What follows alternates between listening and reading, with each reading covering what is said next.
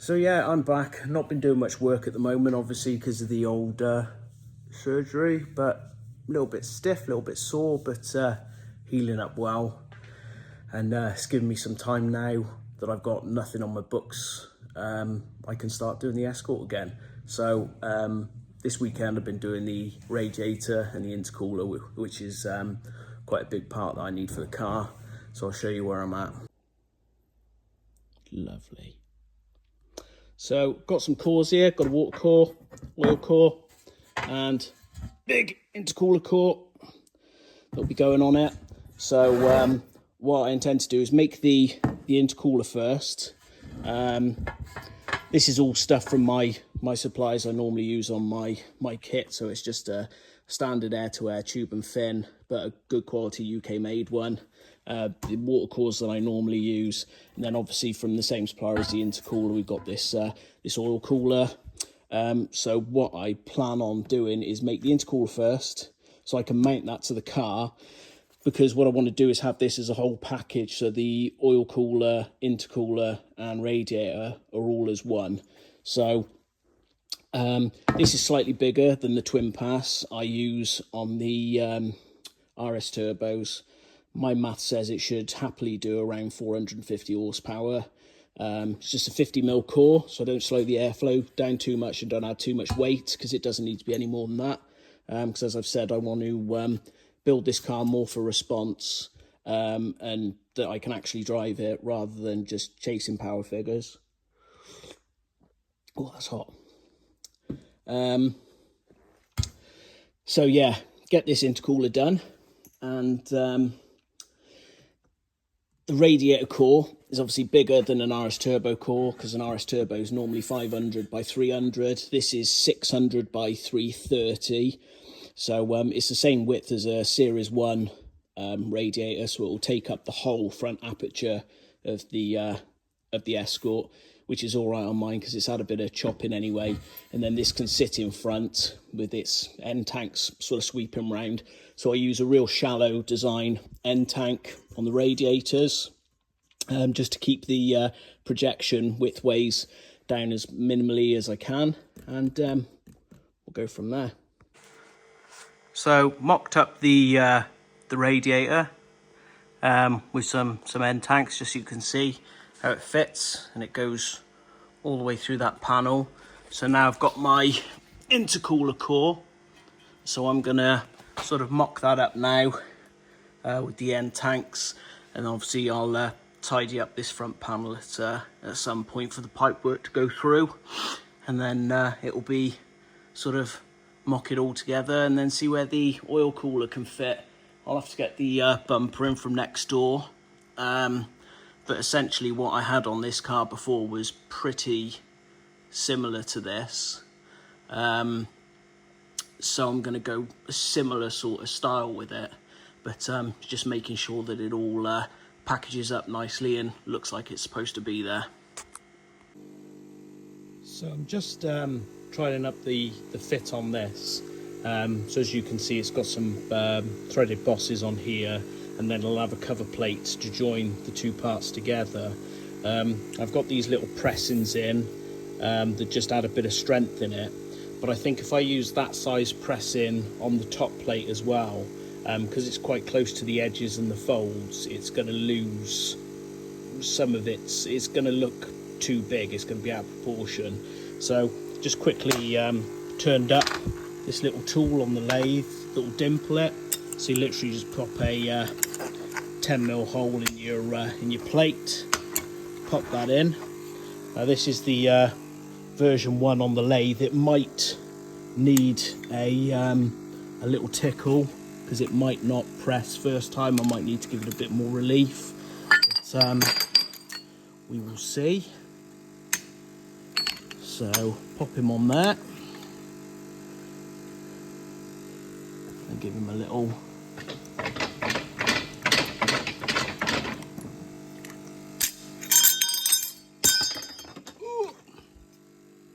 there you go.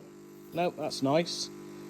So when that is on, basically that will be pressed up, and then the rubber grommets will sit in there, and then they'll just have a little bit of shape for them to sit into, and just gives it a little bit of strength, and it looks quite nice. So I'll punch some holes now in this plate, which will then sit on there, which will get welded to the intercooler, and then obviously holes on here so it can bolt all together and support it. Then I'll put one on underneath, and then depending on how I feel, I might make some closure plates just on the corners here, so it really sort of drives that air through the radiator and fully seals it then.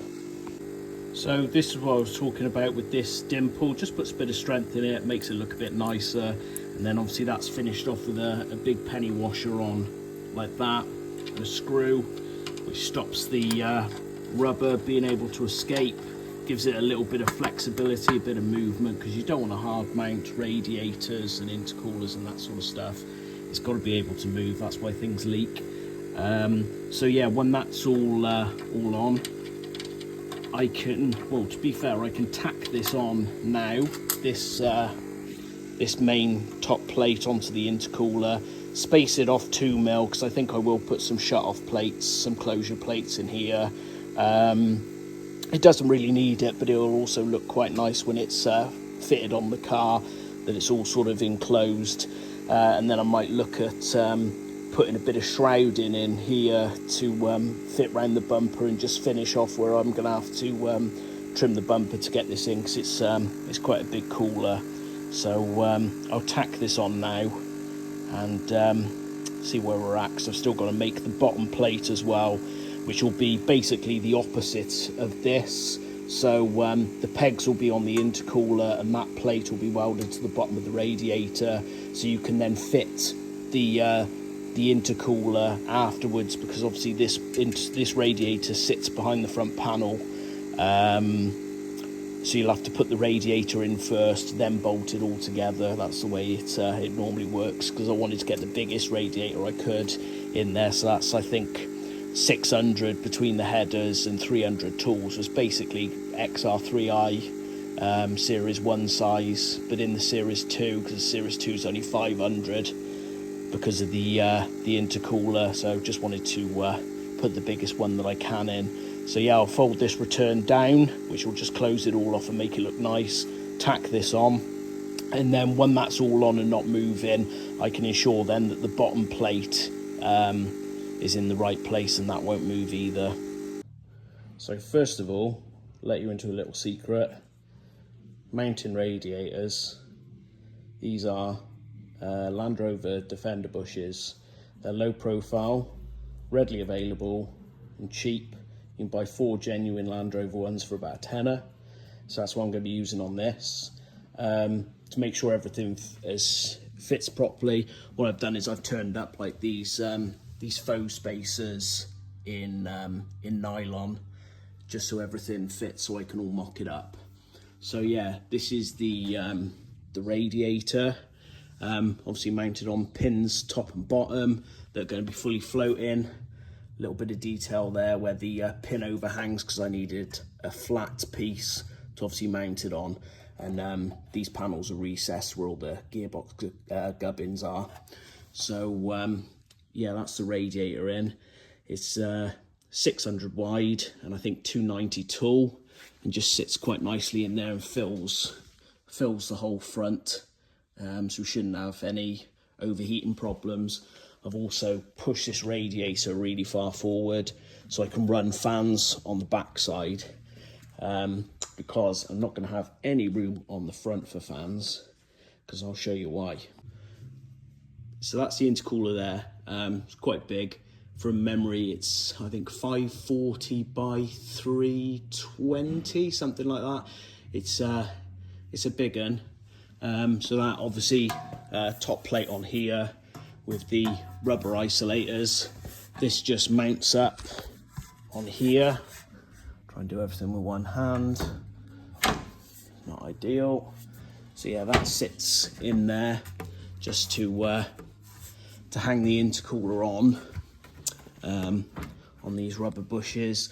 And then what I'll do is it's going to need some more support down at the bottom, so I'll come off the bottom somewhere and get that on. Obviously pipes are going to come out through the side there. All of this is going to be tied it up because I made a bit of a butchery of it when I first did it, and it looks a bit crap. So what I'll do is quickly bolt this on so it's all flat and level, and you can see them where the bonnet comes down and how it all fits. So as you can see, that's a ferrule size cooler. Again, mounted really far forward, so it's the same as my old one really. It's right on the edge of the bonnet lip there.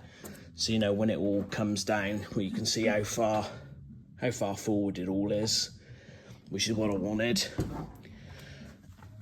And then it just hangs down there, just slightly below the panel, just to get a couple more extra rows in, because my bumper's cut out quite a lot, which we'll see in a minute. So I want to fill it as much as I can.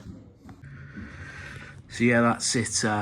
That's it with the bumper on. Obviously the bumper's not lined up properly yet, but it does fill the whole front of the car nicely, which is what I wanted. It looks quite mean. You're probably thinking there's a fair bit of space in here to put fans, and it looks a bit strange having this big gap. However, I have here transmission cooler and engine oil cooler that I've knocked up today. Not finished yet. Obviously these pipes haven't been welded on properly yet, because I just want to make sure it all fits. But essentially they'll fit in the car like that, and the pipes are basically to give me, no they won't, I'll go in the car that way, gives me the ability to twin pass it without losing any flow and getting restriction through the core and getting pressure drop, because that's not what I want. So both the inlets and outlets come in at the same end. Obviously that way round to the engine, that way off to the gearbox, and then they're going to sit in the car behind here.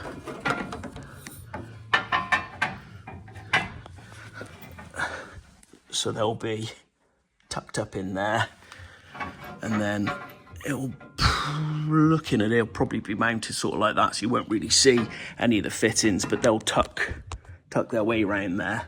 And then you just have this nice sort of pipe detail on the top, which I'll drop just below the level of the bumper, just so it protects it, so I don't end up with anything with any holes in it. So yeah, when that's on, we shall have a nice pair of small coolers in there. See if I can put this back here and mock it up so it can be seen.